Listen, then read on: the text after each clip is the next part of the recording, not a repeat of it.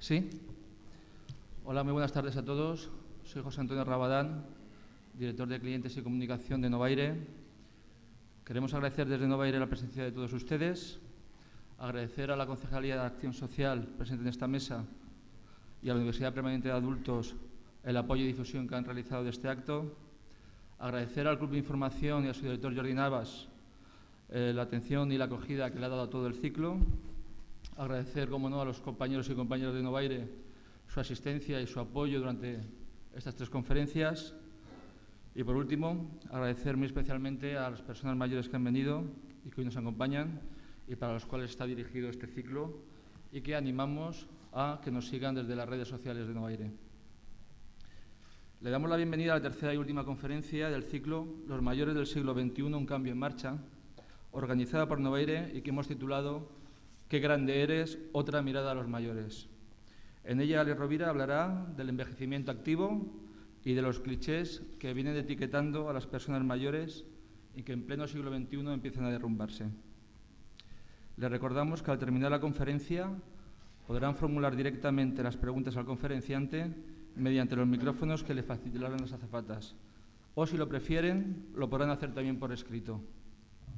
Dispondremos de 15 o 20 minutos para que le realice las preguntas a Alex Rovira y también al finalizar, todo aquel que haya traído algún libro de Alex podrá subir para que se lo firme y se lo dedique. Como viene siendo costumbre para la presentación de las conferencias, queremos que siempre esté presente en la mesa una persona o institución cuya labor tenga relación con la temática del ciclo. Para esta ocasión hemos estimado que sea la concejala de Acción Social del Ayuntamiento de Alicante, Asunción Sánchez Zaplana, quien abra el acto. Aprovechamos para darle la enhorabuena por el proyecto intergeneracional y del centro de día de la Plaza América y por los galardones recibidos en él. Suni, cuando quieras. Sí. Pues muy buenas tardes a todos y a todas. Veo en la sala representantes de algunos centros de mayores, de asociaciones de la ciudad, de la Universidad Permanente, el personal de Novaire, familia, a todos pues muy bienvenidos. Y en primer lugar me gustaría dar las gracias a Novaire. Dar las gracias a Novaire por haber organizado este ciclo de conferencias a las que le dieron el título Los mayores del siglo XXI, un cambio en marcha, que nos han permitido tener pues en la ciudad de Alicante a personas, como es el caso hoy de Alex Rovira, anteriormente a Leopoldo Abadía, que nos habló de cómo ser mayor hoy y no morir en el intento, un buen título, o por ejemplo el exministro Jordi Sevilla, que nos habló de la reforma de las pensiones, un golpe al estado de bienestar. Es cierto que en estos tiempos complicados, en estos tiempos difíciles, hay que hablar de muchos temas, pero quería agradecer especialmente a Novaire este ciclo, porque creo que un tema que no se nos debe olvidar son nuestros mayores. Y comentábamos, preparando o charlando con Alex, un grupo de personas antes, que qué es ser mayor hoy en día. ¿Quién es mayor? ¿El que se prejubila a los 52, como estábamos comentando? ¿La persona de 90 años? ¿Qué significa hoy en día ser mayor? Y hoy tenemos la oportunidad esta tarde, con un gran título, valga la redundancia, que la charla que nos va a dar Alex, el envejecimiento activo, qué grande eres. Con todas las connotaciones que seguro que Alex le va a poner a esta palabra. El envejecimiento activo, que vamos a celebrar, si no me equivoco, el año que viene, el próximo año 2012, va a ser el año del envejecimiento activo, y ahí seguramente tendremos la oportunidad de debatir, de llegar quizás a determinados consensos que hacen falta hoy en día y, como os decía, más en estos tiempos, pero apoyándonos en criterios profesionales, como es el caso de Novaire y todo su equipo profesional y humano, y personas como Alex, que yo creo que lo que hacen es transmitirnos, además de sus ideas, que son muchas, un mensaje humano y un mensaje de optimismo. Me voy a permitir, le he pedido a José Antonio que me permitiera dar algunos datos de Alex, porque sé que la mayoría, yo lo sé, venís a escuchar a Alex y no a mí, y esto lo tengo clarísimo.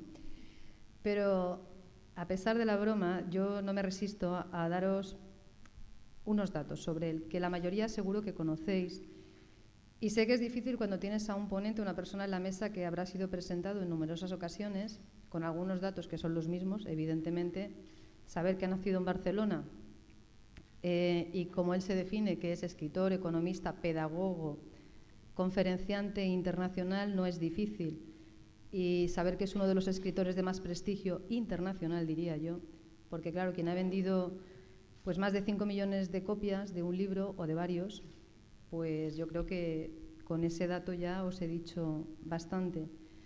Que es licenciado en Ciencias Empresariales y máster MBA por ESADE, también lo conocéis muchos de vosotros. Quizás la obra que muchos conocéis o que os puede haber traído aquí, además de escucharle, es La buena suerte, que si Alex no me corrige, más de 42 idiomas, ya llevas más de 42. Hoy nos comentaba que ya sus libros van a estar en otro formato, ya los vamos a poder escuchar y ver en iBook. De este libro él vendió más de 3 millones de copias y fijaros que recibió un premio en Japón, que esto me ha sorprendido, y un premio por unanimidad de la crítica, del público y de todos los profesionales del sector editorial. Tiene muchas publicaciones, yo no las voy a citar porque creo que las conocéis: La buena vida, La brújula interior, La buena suerte, Los 7 poderes, El laberinto de la felicidad o alguna novela como La última respuesta. Si investigamos un poco en su currículum, me ha llamado la atención que es una persona que ha leído mucho y que sigue leyendo mucho y que está muy interesado en lo que dicen otros autores y manifiesta, y lo hace públicamente, su admiración por autores como Viktor Frankl, como Tony de Mello, Anthony de Mello, como Hermann Hesse o Khalil Gibran, y aparecen citas de ellos en algunos de sus libros.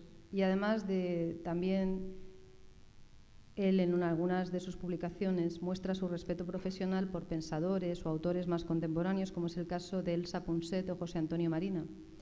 Y cito a estos últimos porque han estado bien en este club, bien en otros espacios, en esta misma ciudad. Yo creo que Alex es una persona, sobre todo es una buena persona, que goza de un gran sentido común, que transmite energía positiva, y eso hoy nos hace mucha falta a todos los que estamos y están a su alrededor. Yo como conferenciante no os voy a adelantar nada porque lo vais a poder juzgar enseguida.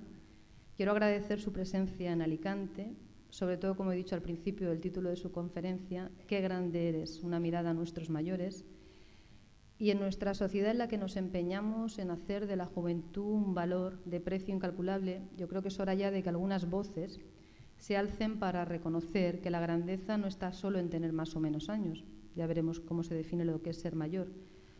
Nuestros mayores, si Dios quiere, y la providencia o en lo que creamos cada uno lo permite, también seremos nosotros algún día. Y tenéis y tendremos derecho a ser reconocidos como una parte importante y no residual de nuestra sociedad. Y por eso creo que es importante lo que él nos tiene que decir hoy y lo que nos puede aportar a nuestro día a día. Así que muchas gracias a Novaire, muchas gracias a Alex, y yo creo que en esta línea de trabajo vamos a conseguir, como dice él en alguno de sus libros, nosotros juntos podemos. Y yo lo creo también. Muchas gracias.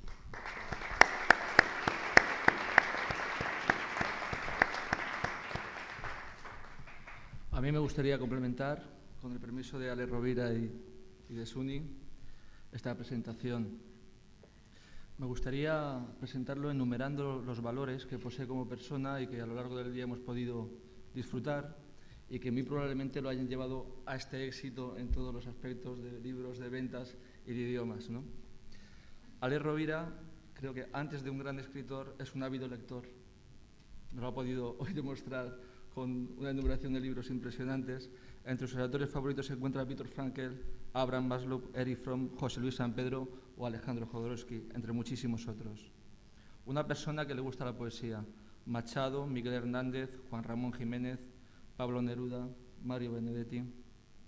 Una persona que cree en el poder de transformación de la palabra, en especial a través de los cuentos, que según él están hechos para dormir a los niños y despertar a los adultos. Una persona que cree que todo ser humano es, en esencia, positivo y que tiene un enorme potencial de desarrollo.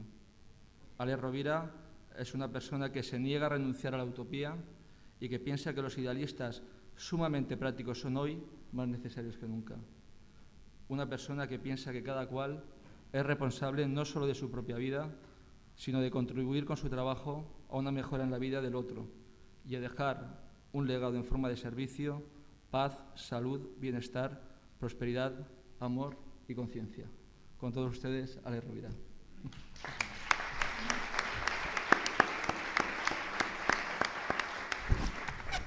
Muy buenas tardes, señoras y señores. Estoy encantado de estar aquí por muchos motivos. Primero, porque la luz que tienen en Alicante es sensacional. Yo no sé si ustedes son conscientes de la luz que tienen aquí, pero cada vez que vengo a su tierra me maravillo al llegar, al bajar del avión, de esta luz de Sorolla que tan clara, tan prístina y que da tanta belleza al verde que ustedes tienen en sus parques y que hayamos perdido un poquito tan solo 500 kilómetros más arriba porque el otoño ya está empezando a llegar. Quiero agradecer profundamente, Guillermo, José, a todo el equipo de Novaire, porque no solo por la oportunidad que me brindáis de poder estar aquí, sino porque me he quedado muy impresionado. He aprendido muchas cosas hoy con vosotros y con todo vuestro equipo. Sobre calidad humana, sobre excelencia, sobre cómo se pueden hacer bien las cosas, cómo se puede servir bien y cómo es posible, en medio del temporal, encontrar islas de sentido, islas de calidad, que nos demuestran que podemos, que sabemos hacer muy bien las cosas si queremos y que si todo el mundo en este país se aplicara la lección, les aseguro que los alemanes temblarían ante nosotros. Quiero agradecer, Jordi, a Club Información, la oportunidad que me brindáis de poder estar aquí, a alguien que crea opinión como vosotros y que lo hace día a día y con mucho rigor y excelencia también. Quiero agradecerte, Suni, la presentación tan amable, tan bonita que has hecho y también tu acción social, nunca mejor dicho, y el hecho de acompañarnos hoy. Miren, tenemos 45 minutos para pasar. ¿Me reciben bien? ¿Sí? Por un conjunto de reflexiones, hablando del envejecimiento activo y sobre todo de un concepto que es la grandeza, ¿no? La grandeza. Quisiera empezar con un breve cuento. Efectivamente, José, a mí los cuentos me gustan mucho porque son una puerta a nuestro inconsciente, ¿no? Este es un cuento de la tradición, que algunos habrán leído, pero que es un cuento maravilloso que viene a hablar de algo fundamental para vivir la vida y para sentirnos siempre jóvenes, ¿no?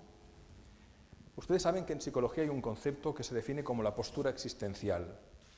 La postura existencial es la manera en la que yo me relaciono conmigo mismo, con los demás y con el mundo. Dice que en cierta ocasión un viajero iba por un pueblo de Asia y entró en un valle que era un vergel, una zona muy bonita.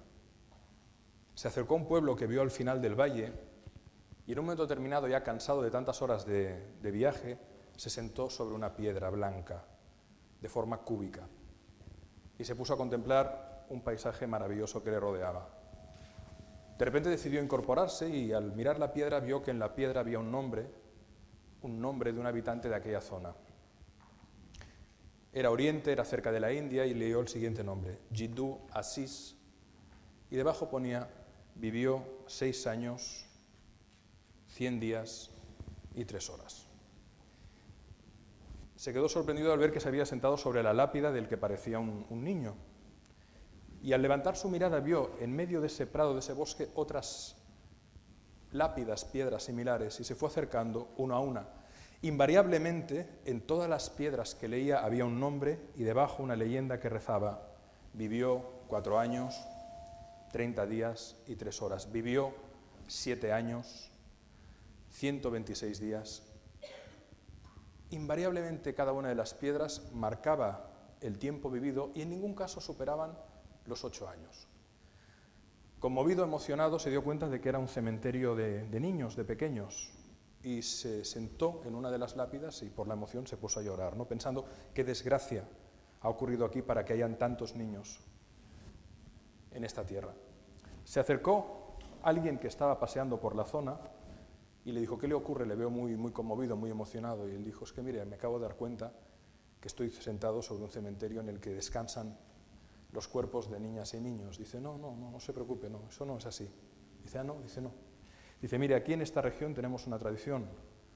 Cuando un niño tiene 7 años, le regalamos un pequeño libro, una libreta. Y entonces es nuestra tradición apuntar aquellos eventos que son realmente importantes en nuestra vida, la duración que han tenido. Por ejemplo, conocí a mi primer amor y me enamoré. ¿Cuánto tiempo duró esa experiencia? Pude echar una mano a alguien que lo necesitaba. ¿Cuánto tiempo estuve ayudándole? Leí un gran libro con el que disfruté y evolucioné y cambió mi conciencia. ¿Qué tiempo me llevó leer ese libro? Y así lo vamos haciendo durante toda nuestra vida. Al final, cuando esa persona muere, su clan, su familia, suma los diferentes tiempos de aquellos momentos en el que él se sintió realmente vivo, y en la lápida apuntamos el que es para nosotros el verdadero tiempo vivido. ¿Cuál es el tiempo en el que realmente vivimos? Nos dicen que los humanos tenemos dos estados de conciencia, sueño y vigilia. Yo creo que tenemos muchos más. Pero que probablemente se produce el hecho de que muchos, en lugar de vivir despiertos, vivimos despiertos dormidos. Cuando el reto probablemente consiste en vivir despiertos, ¿no? El envejecimiento activo no se produce solo en la madurez. Desde que nacemos vamos envejeciendo. La pregunta fundamental es: ¿cuánto del tiempo vivido lo vivimos con conciencia, con presencia, con entrega, con entusiasmo? Incluso en el sufrimiento, ¿estamos presentes en el acompañamiento de aquel ser amado que sufre? ¿Estamos conscientes cuando echamos una mano al que lo necesita? ¿Somos conscientes de la alegría que supone, por ejemplo, vivir en una tierra tan divina como esta? ¿Somos conscientes? Porque el envejecimiento activo es eso, es vivir en consciencia y ejercitando la consciencia en una acción observable. Miren, Elisabeth Kubler-Ross está considerado por muchos la principal autoridad mundial en el acompañamiento a enfermos terminales. Esta mujer ha escrito libros maravillosos, En paz descanse, era una doctora suiza, que fue una pionera en el tema de los cuidados paliativos, que acompañó a miles de personas en el tránsito hacia la muerte, y tiene libros como La muerte, un amanecer o La rueda de la vida, que es su propia biografía. Les aconsejo con vehemencia la lectura de los libros de la doctora Kubler-Ross, que casi todos ellos están publicados por Luciérnaga. Elisabeth Kubler-Ross explica que cuando acompañaba a alguien en el tránsito a la muerte, fuera una persona de la edad que fuera, le gustaba preguntarle lo siguiente: si volvieras a vivir, ¿qué harías? Invariablemente dice que todas las personas que estuvo con ellas en el tránsito al final le decían dos cosas: mira, me gustaría irme en paz con aquellos a los que amo y que por una cuestión de vanidad o de malentendido se rompió la relación. Con aquel hijo que me disgusté en tal ocasión y que ahora no está conmigo, me gustaría tomarle la mano, darle las gracias, decirle que le quiero y poderme ir en paz. Por lo tanto, una serenidad emocional, un reconocimiento del ser amado antes de partir. Pero lo que más le llamaba la atención a la doctora Kubler-Ross es la frase que ven anotada en la imagen. Que muchísimos de los pacientes, cuando ella les preguntaba si usted volviera a vivir, ¿qué haría?, le decían: me hubiera arriesgado más. Porque si pudiera haber dicho aquello que quería decir y no dije, pudiera haber hecho aquello que quería hacer y no hice, hoy sería feliz. Me arrepiento más de lo que no hice que de lo que he hecho y me he equivocado. Me hubiera arriesgado más. En realidad, dice, si me hubiera equivocado no pasa nada, hubiera aprendido, hubiera pedido perdón, pero ahora ya no puedo decidir porque mi tiempo se acaba. ¿En qué consiste la madurez activa? En arriesgarse. Porque en la vida probablemente el riesgo es no arriesgarse. Una cosa es existir y otra es vivir. Vivir implica una acción consciente. La voluntad probablemente de dejar una huella, de trabajar con un propósito, de crear un sentido, de dejar mejor el mundo de como lo hemos encontrado, ¿no? ¿Por qué el dictador mata con un tiro a la espalda al poeta? Porque él convoca la vida, convoca la verdad, invita al riesgo, invita a tirarnos de cabeza a la vida, ¿no? Y es entonces cuando podemos apuntar en nuestra libreta muchos momentos de felicidad, de realización, porque nos entregamos al otro y eso es al final lo que nos da sentido a nuestra existencia, probablemente. Hace muchos años hice una investigación muy simple, pero que dio lugar al libro de la buena suerte, y les aseguro que nunca hubiera imaginado que el libro hubiera tenido tan buena acogida en tantos países. Y todo empezó porque un día le pregunté a un amigo: oye, si aquí hubieran dos afirmaciones de signo opuesto, yo he tenido muy buena suerte en mi vida o yo he tenido muy mala suerte, ¿dónde te ubicarías tú? ¿En qué extremo, más o menos? ¿O en el medio? Y empecé a hablar con él. Me fascinaba el factor suerte, ¿no? ¿De qué depende la suerte en lo humano? Empecé a hablar con personas que me decían, yo creo que he tenido mala suerte en la vida. Y me encontré con historias de vida donde realmente había habido mucho sufrimiento. Normalmente, quien se siente desafortunado tiene motivos reales para considerarse así. Y básicamente, los motivos de atribución de esa mala suerte giran alrededor de 3 grandes ejes, como dice la canción: salud, dinero y amor. Pero empecé a hablar luego con personas que me decían, yo creo que he tenido buena suerte en la vida. Y pensé, estas personas probablemente habrán tenido vidas más fáciles, más plácidas, más no tan complicadas, con no tanto dolor.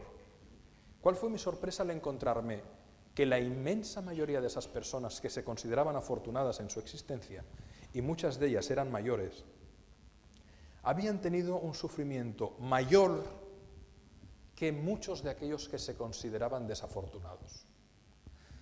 Deberíamos concluir que aquellas personas que han sufrido mucho en su vida, pero que se consideran afortunadas, son unos ingenuos o unos bobos. Todo lo contrario. En esas personas me encontré con una serie de factores que fueron los que inspiraron la buena suerte, que las hacían diferentes y que tienen mucho que ver con el envejecimiento activo.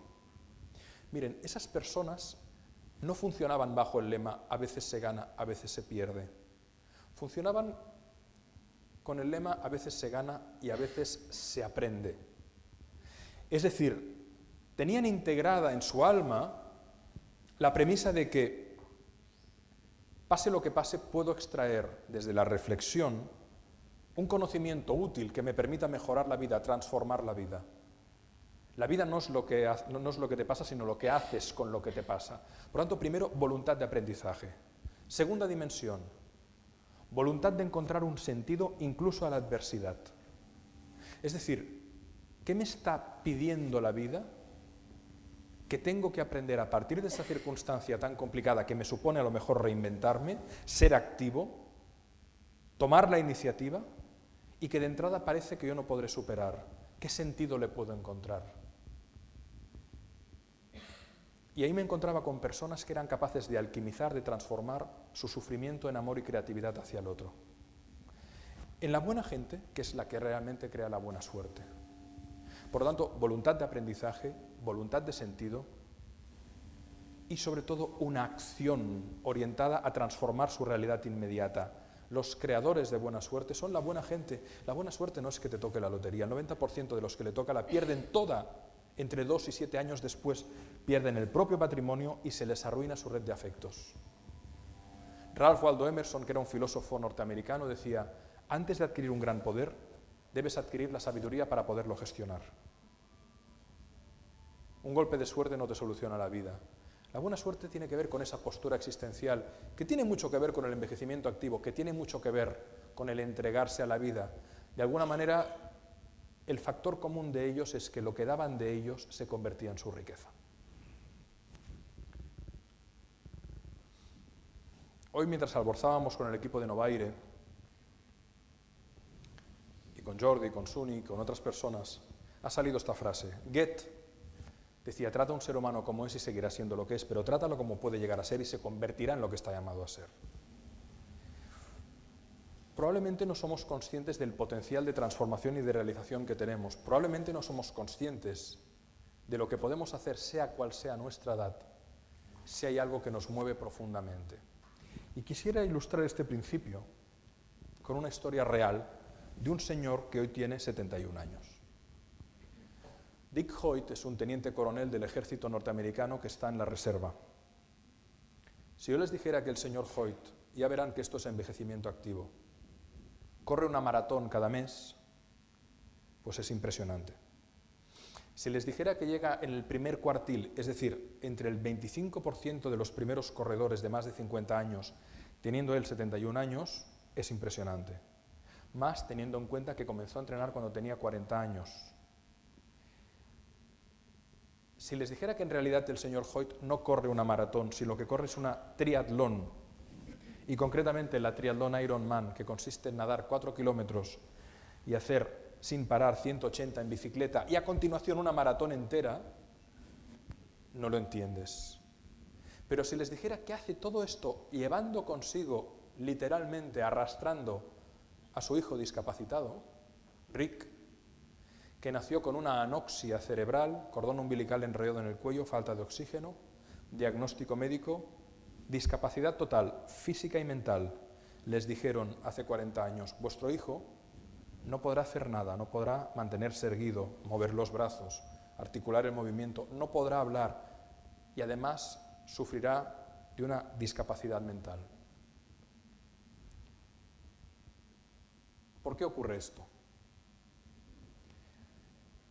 Porque el señor Hoyt y su esposa decidieron aplicar el principio de Goethe, trata a un ser humano como es y seguirá siendo lo que es, trátalo como puede llegar a ser y se convertirá en lo que está llamado a ser, no solo para su hijo, sino para ellos mismos. Decidieron educarle como si fuera un niño en sus plenas capacidades. Le enseñaron a leer, a escribir, le enseñaban las tablas de multiplicar. En todos los objetos de su hogar ponían un post-it, botella, micrófono, imaginemos, vaso, mesa. Así hasta que tenía 11 años el hijo. Cuando tenía 11 años, el psicólogo social que les atendía les dijo, han traído un ordenador a mi universidad que es como el que utiliza el profesor Stephen Hawking, un ordenador que se puede mover con un mouse apoyando la cabeza. Es decir, tú apoyas la cabeza a una especie de cojín, la mueves y el cursor del ordenador se mueve y puedes seleccionar letras o palabras. Probamos a ver qué ocurre si le ponemos al chico. En aquel momento, y ahora, su hijo no podía hablar y además partían de la hipótesis de que realmente no podía pensar. Vamos a probar. Le llevaron a la universidad, le pusieron el dispositivo y él escribió en inglés Go Bruins, que es algo así como Ala Madrid o Força Barça, es decir, una frase de apoyo, la frase de jaleo a su equipo deportivo local. ¿Nos entiendes? Sí. ¿Sabes leer? Claro. ¿Sabes escribir? Por supuesto. El cerebro no había quedado afectado, el chaval era inteligente, pero hasta los 11 años no había tenido la oportunidad de comunicarse. Y ahora viene lo importante, envejecimiento activo. El padre le dice, ¿qué te gusta, hijo? Dice, a mí me gusta salir a correr contigo, yo nunca podré correr por mis propios medios. Muy bien, vamos a correr. Yo te daré lo mejor de mí, pero tú tienes que darte lo mejor de ti. Yo te voy a inspirar, pero tú me tendrás que inspirar a mí. Tú serás el sentido de mi vida. Yo espero ser tu inspiración. Yo gano, tú ganas. Vamos a empezar corriendo pruebas de poco fondo, porque yo no tengo fondo, decía el padre. Y empezaron a correr 1 kilómetro, pero al cabo de 2 meses ya eran 2, y al cabo de 3 meses más ya eran 4, y al cabo de medio año más ya era prácticamente media maratón, y al cabo de 2 años maratón entera. Y el padre dijo, oye, ¿por qué no hacemos triatlón? Porque le dijo al hijo, tú estudiarás primaria, secundaria y te sacarás una carrera. La visión que yo tengo es que si tú quieres te puedas ganar la vida y ser autónomo. Piensen que cuando él planteó esto a su hijo, su entorno le dijo que estaba loco, que qué presión le ponía al chaval, que le rompería con tanta presión. No, no, fueron avanzando los dos en paralelo. Fueron cada vez haciendo pruebas de mayor resistencia. El hijo veía la fuerza y el amor del padre por él y por lo tanto se empeñaba en estudiar y en aplicarse y en tirar adelante en sus estudios. Estudió primaria y secundaria y verán cómo acaba la historia, porque en el proceso cientos de competiciones como esta, que eran las que cargaban las pilas espirituales y emocionales del hijo. Maratones en Estados Unidos, en Canadá, esta es la prueba final de la triatlón, superando a un grupo de mujeres, superando a un grupo de hombres que sonríen y miran cómo él avanza arrastrando 75 kilos de peso, unos 55 kilos del muchacho y hasta 20 kilos del dispositivo de arrastre, 71 años. Creó esta bicicleta con sus propias manos para poder hacer la prueba. Nadie le ayuda, la mejoró con el tiempo. En el desierto, en puertos de montaña, bajo la lluvia, una pedaleada tras otra. Tenía miedo a nadar, pero aprendió a nadar para poder correr la triatlón. Pone a su hijo en la Zodiac, se cruza 2 correas en la espalda, deja que todos los atletas salgan, porque salen a competir y a ganar, y pueden sacudir la canoa y tumbarla. Deja que salgan. y cuando el agua del lago se calma, él comienza a nadar para evitar un disgusto. Las transiciones nadie les ayuda. Él toma a su hijo en brazos y los lleva hasta el siguiente asiento, le liga los arneses y sigue pedaleando o se pone a nadar. Bueno, pues gracias al ejemplo de su padre, Rick estudió primaria, secundaria y se graduó, momento de la foto, en educación especial por la Facultad de Boston con un expediente brillante. Hoy se dedica a desarrollar aplicaciones informáticas destinadas a personas con discapacidades o con capacidades diferentes.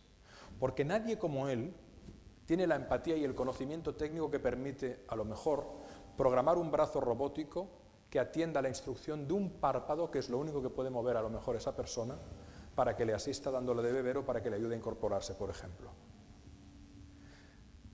No puede haber envejecimiento a cualquier edad activo de verdad si no hay lo que vemos aquí. ¿Qué mueve al padre? ¿Qué es lo que da sentido a su vida? El amor a su hijo.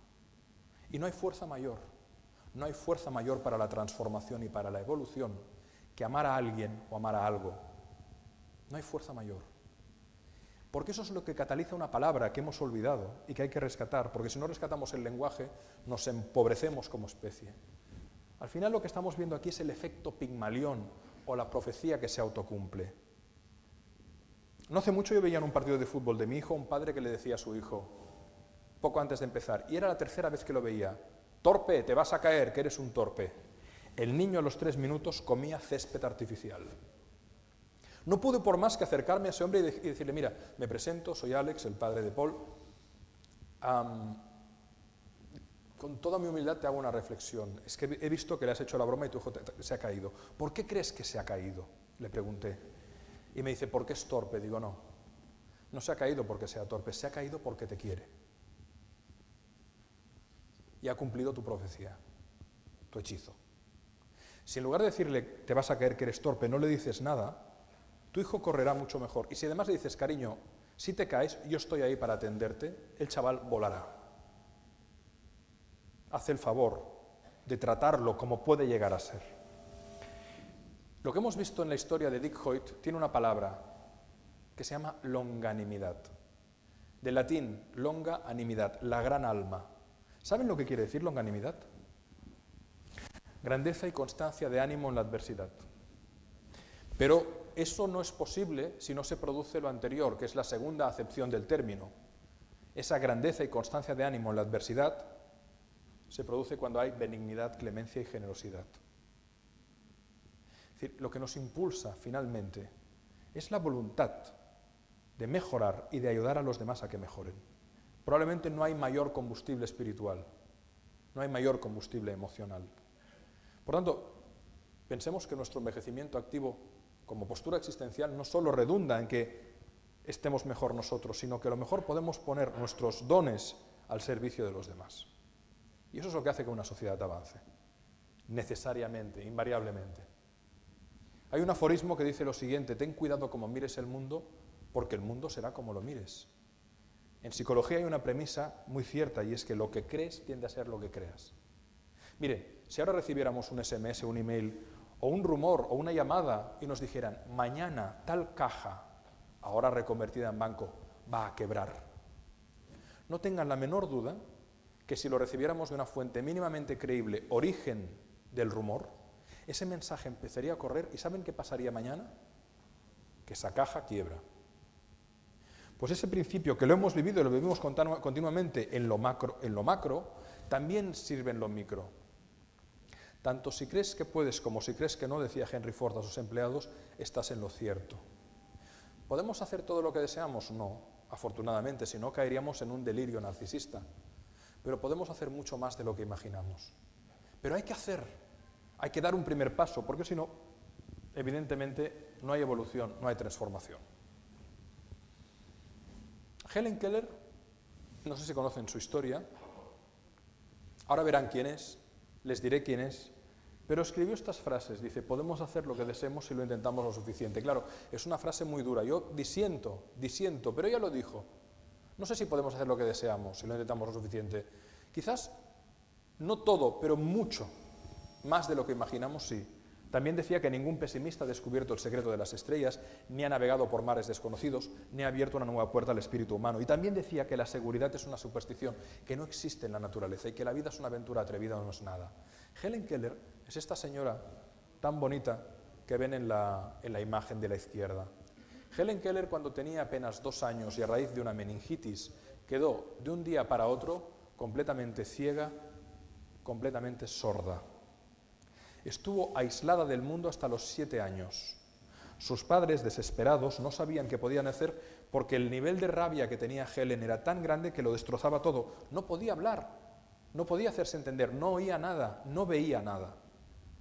Fueron a buscar la ayuda del doctor Alexander Graham Bell, que aparte de ser uno de los pioneros en la instalación del teléfono en Estados Unidos, era un experto en protocolos de comunicación para personas con capacidades diferentes. Les puso en contacto con Anne Sullivan, que era la alumna más aventajada que tenía en su escuela. Anne fue a casa de Helen. Helen tenía 7 años, Anne 17, 10 años más. Tomó a Helen por la mano, la llevó al jardín de la casa en la que vivía y la sentó a la orilla de un pequeño lago que había ahí. Y tomó una de las manos de Helen y la puso en el agua. Y la otra mano se la puso la propia Anne en su misma boca, en la boca de Anne. Helen empezó a arañarla y a moverse con mucha fuerza. Y Anne empezó a repetir: agua, agua, agua, agua, agua. Por primera vez en 5 años de aislamiento total, Helen se dio cuenta que aquello era agua. Ese movimiento de labios, esa vibración del aire. Se detuvo. Anne tomó la mano de Helen y la puso en la hierba y empezó a repetir: hierba, hierba, hierba, hierba. Helen se dio cuenta de que le estaba enseñando un lenguaje, el método Todoma. Durante 2 años le transmitió todo el lenguaje posible a través de ese método: vaso, botella, verbos, artículos. Llegó un punto en que cuando le tenían que decir algo a Helen, que seguía por supuesto sin ver ni oír, ella leía poniendo sus yemas en los labios de la persona que le hablaba. Pero llegó un punto más. Anne le dijo: ves, esto es agua, pues agua, y le daba golpecitos en la palma de la mano, es punto, punto, raya, punto, raya, punto, punto, raya. Le enseñó Morse en la palma de la mano. Fueron toda la vida juntas. Cuando le tenían que decir algo a Helen, se lo decían a Anne, y Anne daba los golpecitos en la palma de la mano de Helen. Cuando Helen tenía que responder, le daba golpecitos en la palma de la mano de Anne, y Anne hablaba. Helen Keller, ciega y muda, ciega y sorda, dominó perfectamente 7 idiomas. Se graduó cum laude por Harvard. Le hicieron un test de cociente intelectual, salió normal. Montó una fundación que ayuda a miles de niños con discapacidades aún hoy en el mundo. Asesoró a todos los presidentes del gobierno americanos, mientras ella estuvo viva, en cuestiones de derechos sociales, de marginación social. Luchó por el voto de la mujer, luchó por el voto de las minorías marginadas en Estados Unidos. Recibió la medalla del Congreso. Escribió más de 40 libros, uno de ellos sobre el optimismo. Habló del envejecimiento activo, porque siguió activa hasta el momento de su muerte, hasta los 80 y pico años. Ciega, sorda y prácticamente muda porque no podía expresarse, había perdido la habilidad del lenguaje. ¿Qué queremos decir? Queremos decir lo que dice la misma Helen, poco antes de morir, alrededor de los 90. Dice: miren, el carácter no se puede desarrollar solo en la facilidad y en la tranquilidad. Es a través de experiencias de prueba y sufrimiento donde el alma se fortalece, la ambición se inspira y el éxito se puede alcanzar. No estamos haciendo apología del sufrimiento. Lo que dice Helen Keller es: si quieres algo, muévete, sea cual sea la edad. Ella decía que la crisis, a cualquier nivel, lo que nos obliga a salir de nuestra crisálida, no como gusanos, sino como mariposas transformadas, es lo que nos hace crecer. Estamos en momentos de crisis. Hay mucho sufrimiento. Pero yo creo que si hacemos bien las cosas, dice un aforismo tibetano, la vida será lo que hagas de ella, la crisis será lo que hagamos de ella. Y necesitamos de los mayores. ¿Saben por qué? Porque ustedes son los portadores de los valores que ha perdido esta sociedad. Porque ustedes tuvieron que superar una guerra civil. Porque ustedes vivieron un conflicto mundial. Porque ustedes saben lo que es el hambre de verdad. Y por desgracia, Las generaciones actuales han perdido el sentido de realidad. Muchos estudios indican, ¿verdad, Suni?, que si los abuelos dejaran de ejercer su función de apoyo, la economía se rompía, se rompe. No puede soportar la falta de soporte que ustedes nos dan a sus hijos, a los nietos y a las generaciones que hoy están llegando, más con la que está cayendo. Miren, estoy intentando pasar la página, pero esto... Ahora, la palabra crisis quiere decir cambio inesperado, mutación, momento de inflexión. No es una desgracia. La desgracia es irreversible. Perder a un ser amado cuando no toca, y como no toca no es una crisis, es una tragedia, es una desgracia. Una crisis es decidir ser activos cuando en principio ya no lo somos. ¿Tengo que ponerme a hacer deporte? ¿Tengo que ponerme a hacer alguna actividad? Una crisis es tener que gestionar una situación como la que estamos viviendo en lo colectivo. Pero ¿de dónde viene la palabra crisis? Viene del verbo krinein, que quiere decir decidir, distinguir, escoger o separar. Cribar, crisis, criba. Tenemos que seleccionar lo mejor que tenemos y descartar aquello que ya no nos es útil, aquello que ya no funciona. ¿De dónde viene a la vez este verbo? Viene del sánscrito. El prefijo kri significa creatividad y expresión positiva, acción positiva. Hare Krishna, dicen, invocando a Dios. ¿Saben qué quiere decir Krishna? La acción que atrae. Cuando hacemos bien las cosas, generamos un magnetismo, una atracción. Miren los deportistas de élite, ¿qué sucede cuando le ven los niños? Se quieren acercar a ellos y tocarlos, porque ahí está Krishna. No es un concepto esotérico, es hacer bien las cosas activamente. Kripa, con kri, misericordia, kriya, acción. El sánscrito nos dice que muchas de las palabras que empiezan por kri, concretamente en castellano, por kris y por krip con b, hacen referencia a una evolución, a una transformación. Fíjense que hablamos de una situación crítica, pero ¿qué es la crítica? La crítica es el análisis y el estudio. ¿Y a dónde nos lleva la crítica?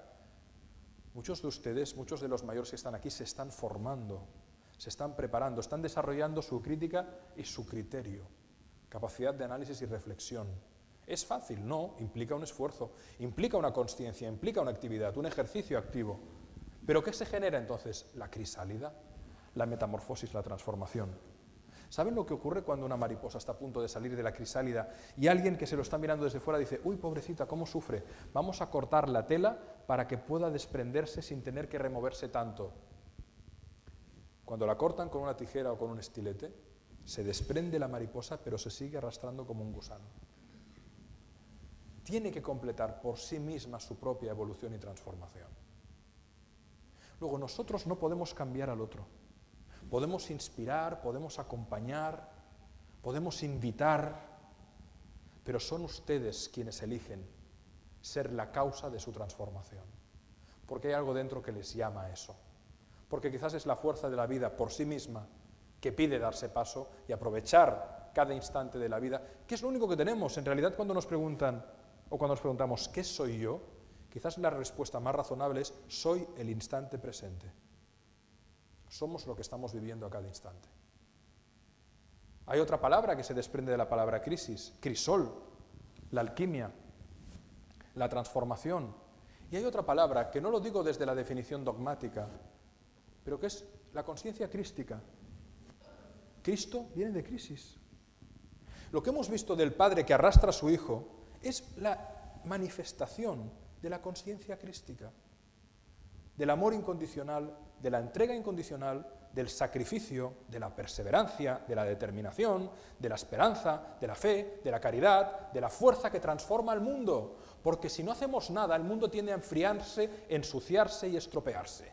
Y lo único que vence la inercia es la voluntad de excelencia, la acción consciente que tiene como propósito la mejora del legado que hemos recibido, porque no somos propietarios de nada, somos depositarios de lo que nuestros ancestros nos han dejado. Luego, el envejecimiento activo es una postura existencial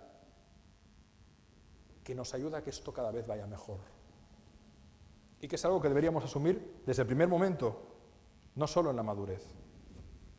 Isaac Perlman, Ya tiene 60 y pico de años, el mejor violinista contemporáneo.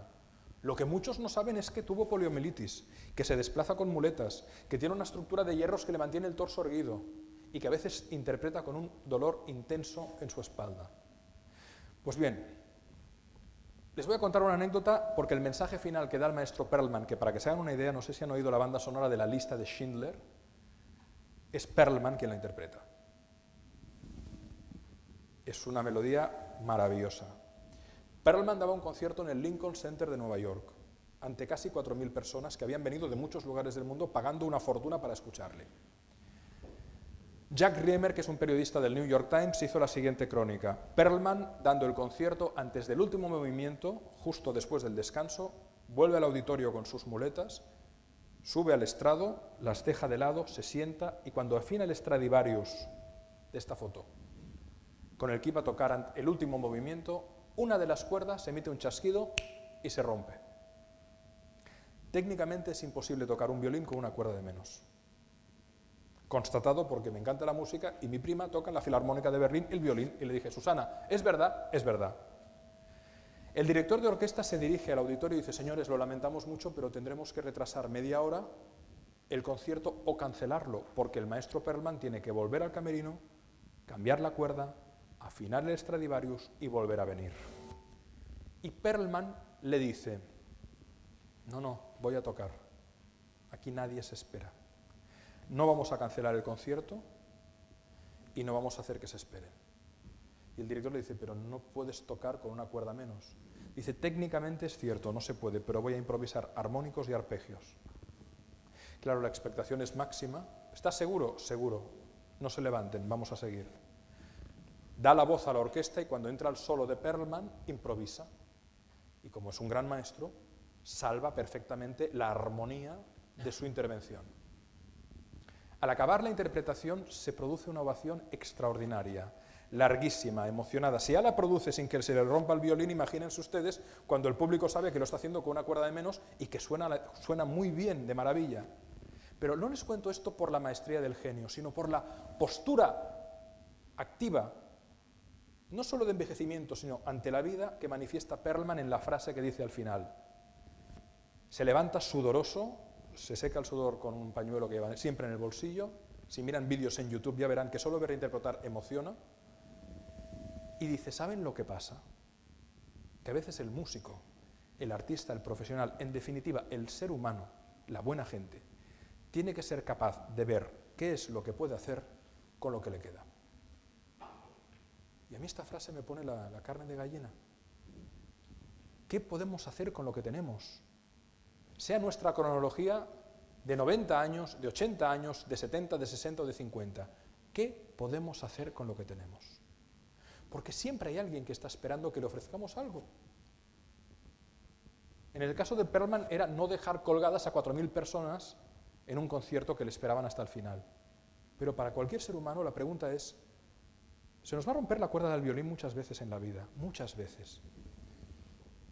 De nada nos servirá quejarnos, qué mala era la cuerda, hay que seguir tocando. Y eso es lo que nos hace grandes. La grandeza está en salvar la adversidad de la vida con el esfuerzo del propio talento conquistado hasta el momento. ¿Qué podemos hacer con lo que tenemos? Viktor Frankl, fíjense que estamos poniendo ejemplos de mayores. Era un médico austríaco del cual hemos hablado mucho hoy al mediodía porque es el autor de referencia de Guillermo, José también lo ha leído, Suni, lo hemos leído muchos de los que hoy estábamos almorzando, porque escribió un libro maravilloso que les aconsejo con vehemencia, El hombre en busca de sentido. Frankl sobrevive a Auschwitz y a 4 campos de exterminio más donde son aniquilados su mujer, sus padres y hermanos. Él es médico, psiquiatra y psicólogo de la Facultad de Viena, docente. Veo que algunos toman nota, el libro es El hombre en busca de sentido. Frankl relata su experiencia en Auschwitz y dice lo siguiente, miren, cuando yo no puedo cambiar la situación a la que me enfrento, más cuando estás en un campo de exterminio, el reto consiste en cambiarme a mí mismo. Marcel Proust, el gran novelista francés, lo expresa con una frase muy poética, aunque nada cambie, si yo cambio, todo cambia. Frankel dice, te lo pueden quitar todo, te pueden matar al ser amado, te pueden robar la propiedad, te pueden intentar borrar la identidad de la memoria, pero hay algo que nunca nadie te puede quitar. Y eso lo define como la última de las libertades humanas. ¿En qué consiste? Dice, la última de nuestras libertades consiste en elegir nuestra mejor actitud ante cualquier circunstancia. Tú, a pesar de todo, puedes elegir dar lo mejor de ti, en lo cotidiano y en la dificultad. ¿Qué es lo que hace Perlman cuando toca el violín? ¿Qué es lo que hace el señor Hoyt cuando tiene las piernas y los pies que le arden y dice, no puedo fallarle a mi hijo porque de que lleguemos a la meta depende que él tenga ánimos para hacer un sobreesfuerzo para el próximo examen? Hay una visión de dónde quieren llegar, pero lo importante es dar un paso más. Aunque nada cambie, si yo cambio, todo cambia. Cuenta un cuento de Alejandro Jodorowsky que había una vez un arquero que quería ser el mejor arquero del mundo y que decidió llegar con sus flechas a la luna. Y dice que cada noche salía, hubiera cuarto creciente, cuarto mengante, luna nueva o luna vieja, y tiraba miles de flechas a la luna. Nunca supo si alguna de ellas llegó a la luna, pero a base de tirar flechas de noche a un círculo pequeño que brillaba en el cielo, se convirtió en el mejor arquero del mundo. Dice Galeano que la utopía no está para conquistarla, sino para dar un paso al frente. ¿Cuál es nuestra utopía? ¿Cuál es el sentido de nuestra vida? ¿Qué es aquello que nos mueve? Porque probablemente lo importante no es llegar a la luna, pero a lo mejor en ese ejercicio activo de nuestras habilidades y dones llegamos a territorios inesperados que, como el arquero, no nos llevan quizás a ese objetivo principal, pero nos permiten ser mucho mejores de los que de entrada nos imaginaríamos. Miren, la transformación es algo muy serio. Transformación es mucho más que cambio.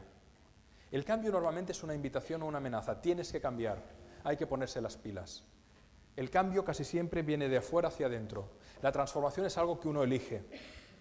Y por observación uno se da cuenta, me he dado cuenta de que para que alguien se transforme de verdad, en lo individual y en lo colectivo, tienen que darse 4 factores, 4 a la vez. Si hay uno que no se da, no hay transformación. Y pensaba el otro día, José, que el envejecimiento activo sigue también este modelo. Si no se dan las 4 circunstancias, no puede haber un verdadero envejecimiento activo.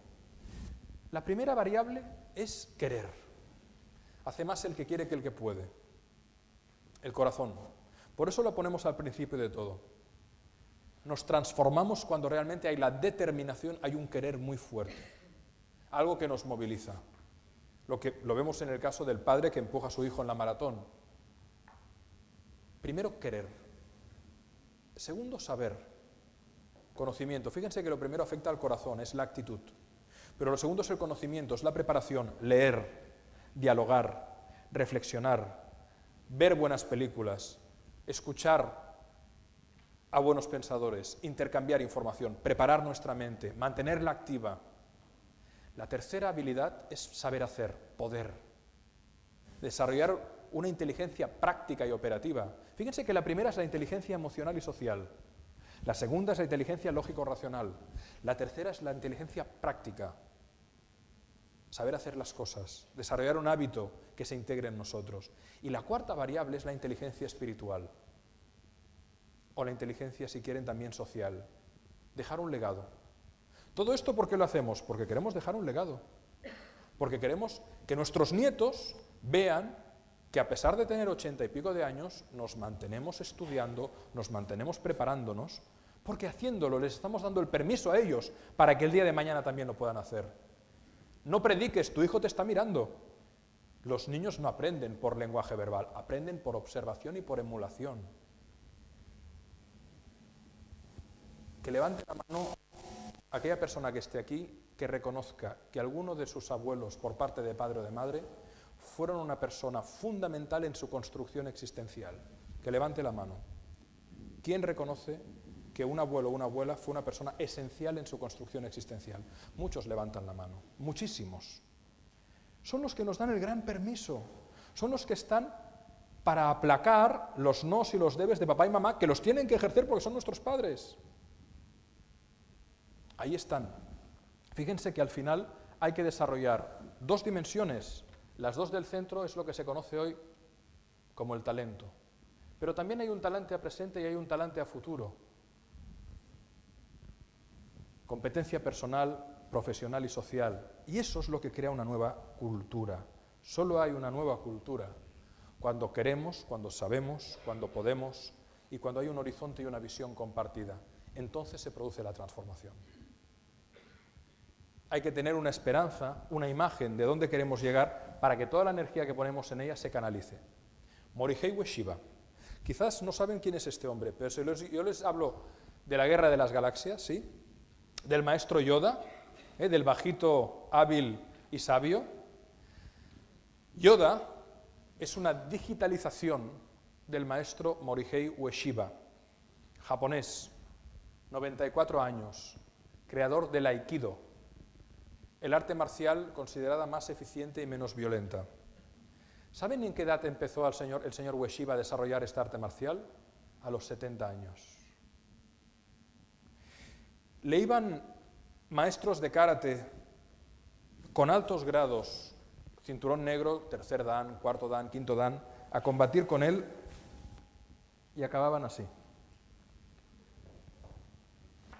Las frases del maestro Yoda de la Guerra de las Galaxias y su movimiento son frases reales de Ueshiba. Por cierto, en japonés, Aikido son 3 vocablos: Ai, corazón, Ki, chi, energía, Do, camino. Camino de la energía del corazón. El Aikido es un arte marcial no violenta basada en utilizar la energía del ataque del adversario para hacerle tomar conciencia del daño que puede hacer.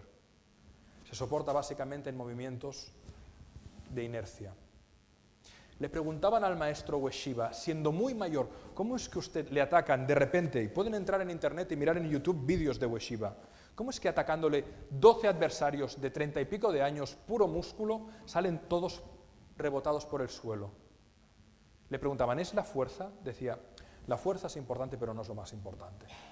¿Es la velocidad? Es importante, pero no es lo más importante. La flexibilidad es importante, pero no es lo más importante. Y lo que les voy a decir ahora tiene mucho que ver con el envejecimiento activo y con la vida en general. Bueno, pues ¿qué es lo que hace que un gran maestro de Aikido lo sea? ¿Cómo lo hace usted? Dice, mire, lo más importante, yo soy practicante de Aikido, los primeros años lo único que aprendes es a caer y a volver a levantarte sin dolor. Te pasas cayéndote de cara, de espaldas, de cara, de espaldas, de lado, para aprender a caer rápidamente y ponerte de pie, sin dolor y sin gasto de energía. Por lo tanto, Ueshiba decía, lo importante en la vida es aprender a caer y volver a levantarse rápido y sin dolor. Los niños cuando aprenden a andar, él lo observaba en sus nietos, se caen hasta 50 veces al día, pero se levantan riendo muchas veces o llorando otras, pero vuelven a intentarlo. De adultos perdemos esa capacidad. Eso que hoy se llama resiliencia, capacidad de caer y de volver a levantarse, de que te doblen y de que te recuperes, el señor Ueshiba lo decía ya hace 60 años. Hay que aprender a caer, a equivocarse, pero a volver a levantarse. Y decía, ¿y la segunda variable cuál es? En japonés se llama ma'ai. Ma'ai quiere decir gestionar la distancia, en este caso frente al atacante. Si te quedas muy cerca, decía el maestro Ueshiba, te van a pegar o te van a agarrar y estás perdido. Si te quedas muy lejos, no podrás gestionar el ataque. Tienes que ponerte en la distancia óptima para a lo mejor simplemente agarrar el meñique de tu adversario y haciendo un leve movimiento con la muñeca, él se verá obligado a hacer que su cuerpo funcione como un látigo y saldrá volando. Por lo tanto, aprender a caer y volver a levantarse y relativizar.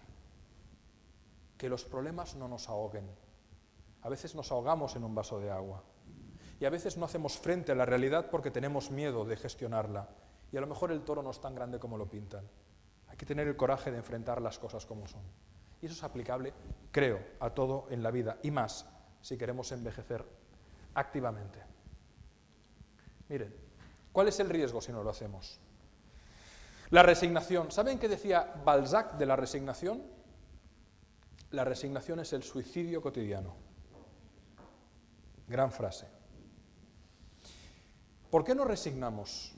Pues la respuesta nos la da el doctor Richard Morris de la Facultad de Edimburgo en un experimento que hizo hace poco con cobayas, con perros y con universitarios. Y los resultados han sido los mismos. ¿En qué consiste el experimento de lo que hoy se conoce como la teoría de la indefensión o de la resignación adquirida? Se toman 2 recipientes de agua y se oscurece con leche el agua para que no se vea si hay algo en el fondo. En un recipiente se pone piedras de apoyo y en el otro no. Se sumerge en paralelo, en este caso, a los conejillos de Indias. Los que tienen piedras de apoyo van nadando, agitados porque no es su medio natural, tropiezan con la piedra, se encaraman a ella y respiran tranquilamente. Y les dejan ahí. Los otros van nadando, cruzando el balde, lo van bordeando, hasta que agotados, después de mucho rato de nadar sin poder salir y sin poder apoyarse, se dejan morir, se abandonan. Pero entonces los investigadores obviamente los rescatan y sacan en paralelo a los que tienen piedras de apoyo y a los que no. Al día siguiente toman a los 2 grupos, los que el día anterior tenían una piedra en que apoyarse dentro del balde y los que no las tenían, y les juntan en un mismo recipiente, en este caso, sin piedras de apoyo. ¿Y saben qué observan? Observan que los que el día anterior nadaban con una piedra de apoyo en el balde, aguantan mínimo el doble de tiempo y algunos hasta 10 veces más. Van nadando como diciendo, ¿tú has visto la piedra por aquí? No, pues estará por ahí. Si la ves me avisas. Y los otros van nadando con la certeza de que les van a dejar colgados y se van a ahogar. Por lo tanto, cuando nadan, cuando ya les sumergen en el balde, se abandonan muy rápidamente porque dicen, ¿para qué si me voy a ahogar igualmente? Esto nos lleva a una reflexión muy interesante, creo. Y es que, al ser activos, nos convertimos en piedras de apoyo para los demás. Y la pregunta es muy simple, ¿somos nosotros piedras de apoyo para nuestro entorno y nuestra gente? Porque si lo somos, en una situación de crisis o adversidad, las personas de nuestro entorno aguantarán nadando con fe y esperanza hasta 10 veces más, porque saben que estamos ahí y pueden contar con nosotros. Sin embargo, si yo estoy con alguien que se resigna rápidamente, que se rinde rápidamente, al mínimo soplo de viento, yo también me voy a resignar. Y es un efecto dominó que puede hundir el vínculo y la expectativa de éxito de cualquier proyecto futuro. Por eso es tan importante la fe, la esperanza y la confianza. Porque además tiene una característica la confianza que la hace única. Fíjense qué curioso. Todos los valores humanos admiten un grado de desarrollo. Todos. Es decir, tiene sentido que tú te digas a ti mismo, que le digas a alguien que quieres, a tu hijo, a tu compañero de trabajo, observo que eres más perseverante, observo que eres más responsable, observo que estás aprendiendo a ser humilde o que eres más agradecido. Pero la confianza no admite grados. O confías o no confías, es 0 o es 1. Es como la vida, no se puede estar un poco embarazada, o lo estás o no lo estás. O confías o no confías.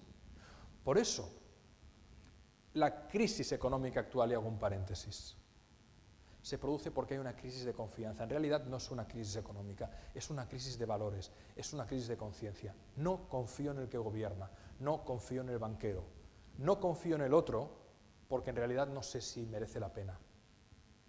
Pero cuando hay confianza todo funciona, todo fluye. Cuando hay confianza todo va rápido, porque sabes que puedes contar con esa persona, que no te va a fallar. Por eso es tan importante. Por eso, sin confianza con confianza la resignación desaparece y todo evoluciona de manera eficiente, rápida y constructiva para todos. Y hay otro factor fundamental para el envejecimiento activo, que tiene mucho que ver con la confianza, con la esperanza. ¿Saben cuál es la característica imprescindible para entrar a formar parte de una misión de alto riesgo en la NASA, en la Agencia Espacial Norteamericana? O sea, si un astronauta quiere ir a Marte, obviamente mirarán de que sea un buen médico o un buen físico, es decir, que sea muy competente en su función, o un buen piloto de aeronave, pero sobre todo tiene que tener 7 características, pero hay una que si no la tiene no sube al cohete. ¿Cuál dirían que es? Confianza, tiene mucho que ver, mucho que ver. Se la voy a contar y la van a ver muy clara, y luego cuando les ponga el ejemplo todavía más. Miren, la primera de todas es carácter optimista. ¿Se imaginan un astronauta pesimista? ¿Cenizo? Pónganse en contexto, ¿eh? Cabo Cañaveral, lanzamiento, y tienes un tío al lado diciendo, pues no sé yo si vamos a llegar, ¿eh? Te hunde la misión, te la hunde. Fíjense que las 7 son actitudinales: optimismo, confianza, responsabilidad, emprendiduría, coraje o audacia, tranquilidad ante la incertidumbre y disposición al trabajo en equipo. Todo nace de aquí. Todo nace de aquí. Porque el valor se le asume, la inteligencia se le asume. Lo que no se asume es que tenga la mejor actitud para tirar adelante, sobre todo cuando haya un problema dentro de la nave. Porque imagínense que hay un problema en la inercia del espacio y los 4 o 5 que están ahí dentro dicen: esto no lo vamos a arreglar, están muertos. Están muertos. Tienen que luchar hasta el final.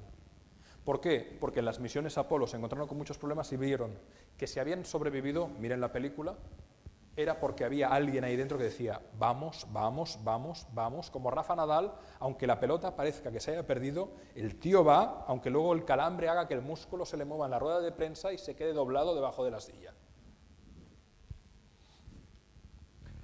Edison decía: los que dicen que es imposible, por favor que no molesten ni interrumpan a los que lo estamos haciendo. Era sordo, inventó el fonógrafo, entre muchas otras cosas. Un sordo. Y además, me decía José cuando preparábamos la conferencia, hablemos de medicina y de futuro. Cada año, según un estudio que se ha hecho hace muy poco en Occidente, en Francia se ha hecho el más reciente, se calcula que la esperanza de vida cada año que pasa aumenta entre 2 y 4 meses, según la fuente. Miren, si hoy tienen algunos de los que están aquí entre 25 y 40 años, la probabilidad de superar los 100 es más alta que en ningún momento de la historia. Segundo dato, en una década las personas de más de 100 años serán el doble en el mundo.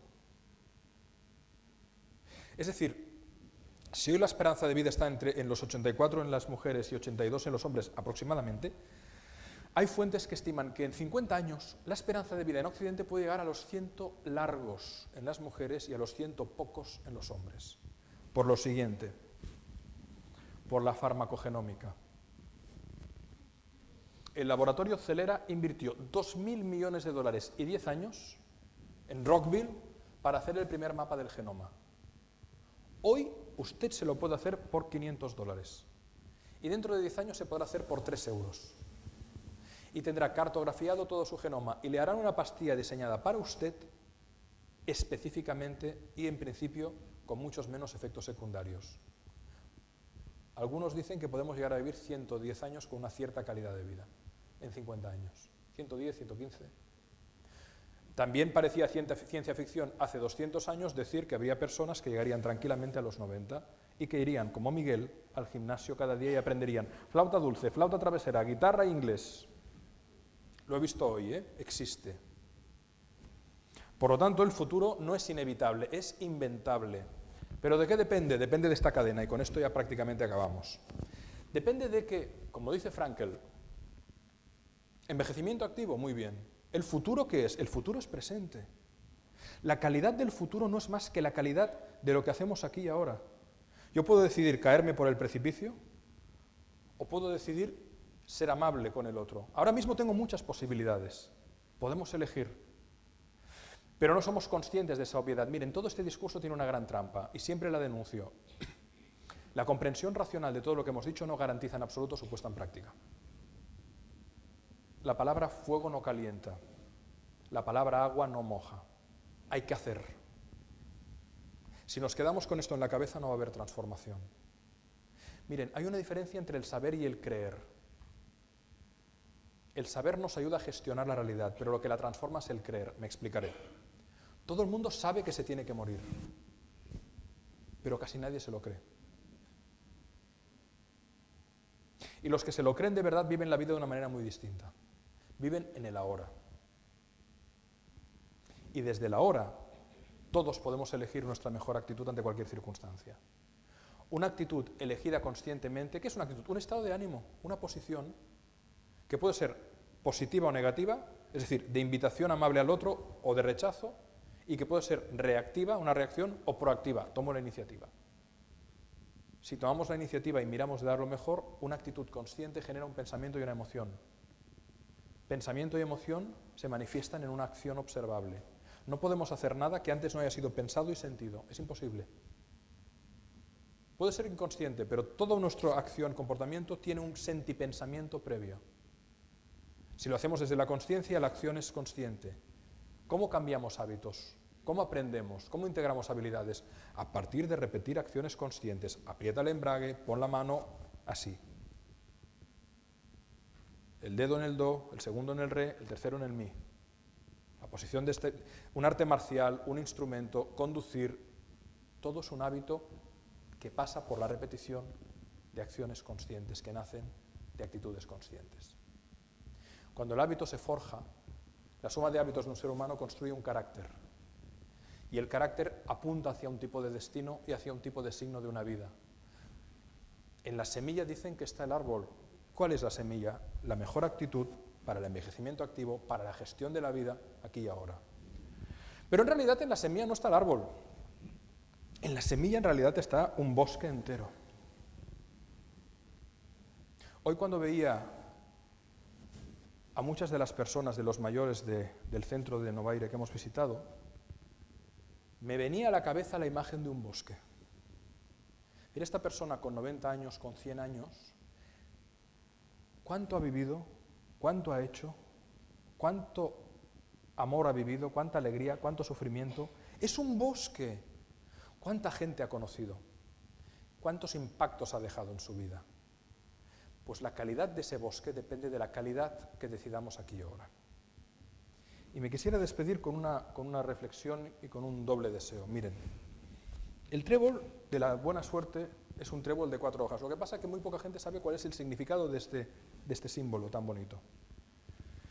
Fíjense que la palabra trébol viene de 3, pero en cambio, trébol, 3 lóbulos, trébol, ¿lo ven, no? 3 lóbulos, 3.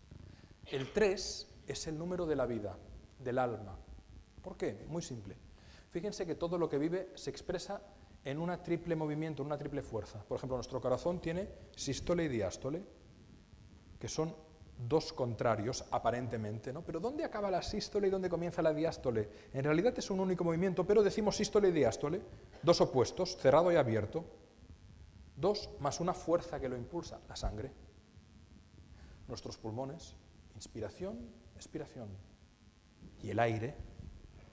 El día y la noche, la rotación. Fíjense que la vida es 3, 2 opuestos aparentes y una fuerza que los impulsa. Invierno y verano, traslación. Por eso, en Oriente, los taoístas dijeron, la vida es yin, yang, tao. 2 opuestos aparentes y una fuerza que los impulsa. Hombre y mujer, deseo, encarnación. Hegel decía que el pensamiento evoluciona por tesis, antítesis, síntesis. Padre, Hijo, Espíritu Santo. El 3 es la vida, el espíritu, el alma. Trébol, 3. Pero 4 hojas, ¿por qué 4? Porque el 4 es la materia, la estabilidad. La silla tiene 4 patas, estas no, pero en general sí. La mesa tiene 4 patas. Cuando una forma de vida pierde la vida y la enterramos, la devolvemos a la tierra, ¿qué dibujo hacemos en el suelo? Un rectángulo o un cuadrado, 4 lados. En cambio, cuando plantamos una planta, hacemos un cuadrado. Hasta los niños hacen un círculo. Pero curiosamente, cuando un niño que no asistió a un funeral tiene que enterrar un pajarito o una hormiga, hace un cuadrado, porque es un arquetipo del inconsciente colectivo. 3 el espíritu o la fuerza vital, 4 la materia, trébol de 4 hojas, simboliza la materialización del espíritu, la espiritualización de la materia, la perfección, la vida en la tierra. ¿De qué tiene forma la hoja del trébol? De corazón. Porque en esencia la buena suerte depende del amor. Amor entendido como servicio, como entrega, como voluntad de mejora del otro. Y ese es nuestro deseo. A Alicante, a Novaire y a todos ustedes, que tengan mucho amor y muy buena suerte. Muchísimas gracias. Gracias. Muchísimas gracias.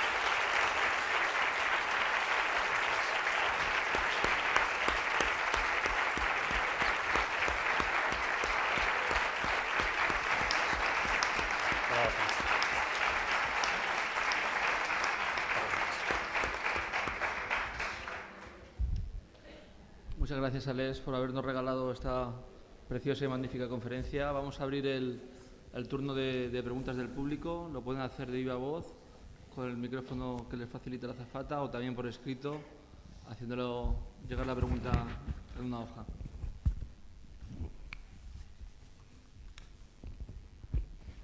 Rompemos el hielo, lo rompo yo. Me he preparado una. Le preguntaría a Alex qué consejo le daría a una persona que acaba de jubilarse y se encuentra en esa situación de impasse, de inactividad. Mira, el otro día me preguntaban, José, lo mismo pero en relación al paro, ¿no? Y la respuesta es muy simple. Una cosa es estar parado y otra desocupado. Y se puede estar jubilado, pero se puede estar jubiloso.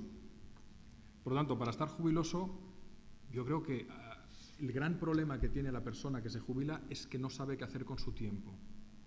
Tú sabes que en psicología se considera que para que un ser humano sea feliz y se desarrolle se tienen que satisfacer 3 necesidades. La primera es la estructura.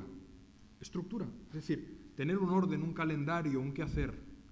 Cuando tenemos una estructura, nos sentimos seguros. Si ustedes van a una conferencia y el conferenciante empieza a hablar sin decir de lo que va a hablar y tal, de entrada estás perdido, incluso te puedes angustiar o sentir estrés. Lo primero es estructura. ¿Qué voy a hacer? ¿Qué puedo hacer? La segunda necesidad es el reconocimiento, es decir, hacer algo con lo cual yo interactúe con el otro. Y la tercera es la estimulación. Los niños, ¿por qué evolucionan y crecen? Porque tienen estructura, tienes que comer así, tienes que dormir así, tienen reconocimiento, tú eres fulanito y estas son tus dones, y tienen estimulación, les damos retos. Pues con los adultos sucede lo mismo, porque al final todos tenemos un niño interior que necesita ser alimentado hasta el momento de nuestro tránsito, ¿no? Por lo tanto, lo primero es que estar jubilado no implica estar desocupado. Y mi consejo personal es, apúntese usted a actividades de voluntariado. Apúntese usted, puede ser en una ONG. Puede ser que usted, si tiene un pequeño negocio, si ha sido empresario o si ha sido administrativo, ponga ese servicio, y hay asociaciones de jubilados que lo hacen y que funcionan de maravilla, al servicio de la gente joven que está empezando. Practique deporte, ande, cuide el cuerpo. El cuerpo es el santuario del alma. Es decir, si usted cuida el cuerpo se sentirá bien. Por lo tanto, mantenerse ocupado, imponerse la disciplina, la misma disciplina que nos ponemos cuando estamos en edad activa de cumplir unos objetivos, unos presupuestos, pues lo mismo, pero ahí queda claro que tú tienes que ser tu propio jefe. Porque lo más probable es que si no lo haces caigas en una desidia, en un abandono, que sea sistémico, es decir, si no tienes unos hábitos de salud, de actividad física, tu cuerpo se empeora. Si tu cuerpo te empeora, te sientes mal. Si te sientes mal, tienes mal humor. Si tienes mal humor, tu entorno se resiente. Por lo tanto, actividad, en la medida de lo posible, para mantener el cuerpo y el alma en forma, ¿no? Porque si no, la amargura, la adrenalina se apodera. Y cuando estás activo no generas adrenalina, generas lo contrario, que es la oxitocina, que es la hormona de la felicidad. Muchas gracias. Hay una señora...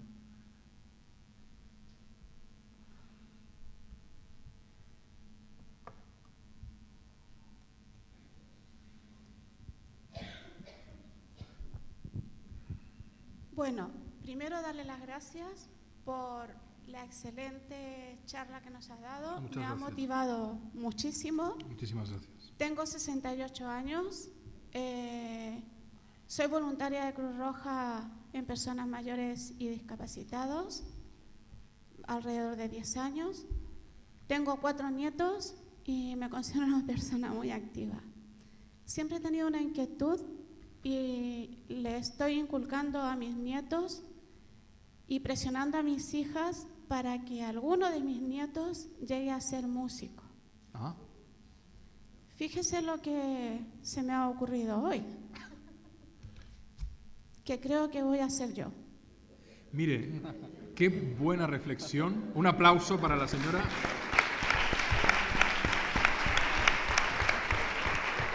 ¿Y sabe por qué? Porque si sus nietos, ¿qué instrumento le gustaría aprender? ¿A mí? Sí, señora. Pues mire, la guitarra, el piano me fascina. Bueno, pues imagínese usted el placer para sus nietos de verla usted tocando feliz y cantando. No le quepa la menor duda que la inspiración, la motivación y el anhelo de aprender la música les vendrá infinitamente más de verle a usted ensayando y tocando y cantando con ellos, que no de un gran discurso que pretenda convencer por presión a su hija o a su hijo, es decir, su madre o su padre, para que ellos hagan música. ¿Sabe qué decía Virgilio? Ama y haz. Ya está. Muchas gracias. Muchas gracias. ¿Alguna pregunta? Te voy a poner un aprieto. Adelante. Me gustaría que recomendaras 3 lecturas Muy bien. específicamente para personas mayores. Una lectura maravillosa y muy breve. Van a ser 3 lecturas breves, que se pueden leer en una tarde tranquilamente, pero que son muy inspiradoras. Una lectura maravillosa es El hombre que plantaba árboles, de Jean Giono, con J la primera, Juan en francés, Jean, y el apellido es Giono, con G, G-I-O-N-O, Giono. Es una historia maravillosa de un pastor mayor que se dedica a plantar 100 árboles al día en la Provenza. No puedo decir más, es maravilloso. El hombre que plantaba árboles. Otra lectura breve y preciosa, el manual de vida de Epícteto, que hoy hablábamos con Guillermo. Manual de vida de Epícteto. Epícteto, el esclavo griego que vivió en Roma, uno de los referentes del pensamiento estoico, que en breves aforismos y en pocas palabras nos hace reflexionar sobre la importancia de la ética, de los principios, de los valores en la vida, y además con un lenguaje muy sencillo y muy amable. Y entonces, otro tercer libro que yo creo que todos deberíamos leer, pero creo que es un clásico, diría El Principito de Antoine de Saint-Exupéry, porque siempre es algo que nos puede inspirar y elevar, pero si ese ya lo han leído, les sugeriría un libro que se titula Los ojos del hermano eterno, Los ojos del hermano eterno, de un hombre lúcido, tan lúcido que no pudo soportar la vida en la Segunda Guerra Mundial, que es Stefan Zweig. Les doy el apellido, S-W-E-I-G, Zweig. En cualquier caso, si ustedes dicen Los ojos del hermano eterno, su librera les sabrá decir perfectamente el autor. Estos 3, El hombre que plantaba árboles, Manual de vida de Epícteto, de Jean Giono, El hombre que plantaba árboles, Manual de vida de Epícteto, y Los ojos del hermano eterno de Stefan Zweig.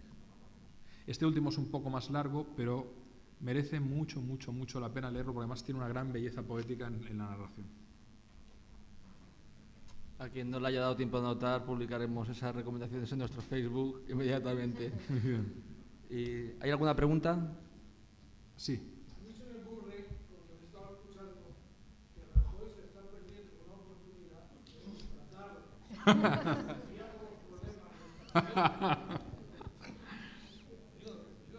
Muchas gracias. Seguro que no tiene un asesor como Alex. No lo sabemos. Ojalá que lo tuviera, porque la impresión, en fin, no quiero ser negativo, pero parece ser que no es la situación la que estamos ahora mismo sufriendo en este país. Nos falta gente como Alex que nos diga, señores, que estamos haciendo el idiota. Nos estamos perdiendo. Yo creo que ha resumido usted el diagnóstico maravillosamente. En fin, lo digo de verdad. Muchísimas gracias, Como lo señor. siento. Muy amable, muchísimas gracias. ¿Alguna otra pregunta? Pues me gustaría terminar pidiéndole que nos contara su último libro, que va a salir próximamente, El mapa del tesoro. Sí, pues esto está fuera de guión. Está fuera de guión, pero bueno, el próximo libro se titula El mapa del tesoro, y yo creo que me van a dar algunos golpes de boina, pero es un libro que lo escribo convencido de que ahora necesitamos el mapa del tesoro, en el sentido de que lo que he hecho ha sido analizar las personas que han transformado la humanidad, democratizando, haciendo llegar al gran público productos y servicios que eran inaccesibles para muchos y que por lo tanto han generado una gran riqueza, ¿no? Jimmy Wales con Wikipedia, Larry Page con Google, Steve Jobs con sus diferentes creaciones, o el mismo señor Ingmar, no me acuerdo el apellido, el creador de IKEA, ¿no? Y tienen en común, intentando extraer cuáles son los factores en común que tienen Anita Roddick con Body Shop, por ejemplo, o Warren Buffett, que ha cedido el 80% de su inmensa fortuna para ayudar a quienes más lo necesitan, ¿no? ¿Qué tienen esas personas? Pues eso es un poco lo que pretende el mapa del tesoro, ¿no? Darse cuenta de que al final lo que ha movido a estas personas a transformar el mundo no solo ha sido una ambición personal, sino la voluntad de mejorar la vida de sus clientes o usuarios, porque por ejemplo Jimmy Wales no cobra nada por Wikipedia. Google, si anuncias, pagas, pero si no, nada. Y Warren Buffett, todo lo que ha ganado prácticamente lo está dando. Por lo tanto, ¿qué tienen en común esta gente? Que siendo emprendedores, a la vez han generado un impacto en el conocimiento y en el estilo de vida de muchas personas que ha transformado su vida. De eso va el libro. Para dar ánimos a los jóvenes emprendedores de alma, que no de edad, de este país, para que se atrevan a tirar adelante y lo hagan siguiendo a lo mejor el criterio de esa gente que no les ha ido tan mal. Pues muchísimas gracias. Gracias. Vamos a finalizar la conferencia y con ella el ciclo que hemos desarrollado este año. Esperamos que todos ustedes el año que viene sigan contando con nosotros en este foro del Club de Información y tratando temas que siempre tenga que ver con el mundo de los mayores. Muchísimas gracias, Alex. Muchísimas gracias, Asunción. Y hasta el año que viene. Buena vida y buena suerte.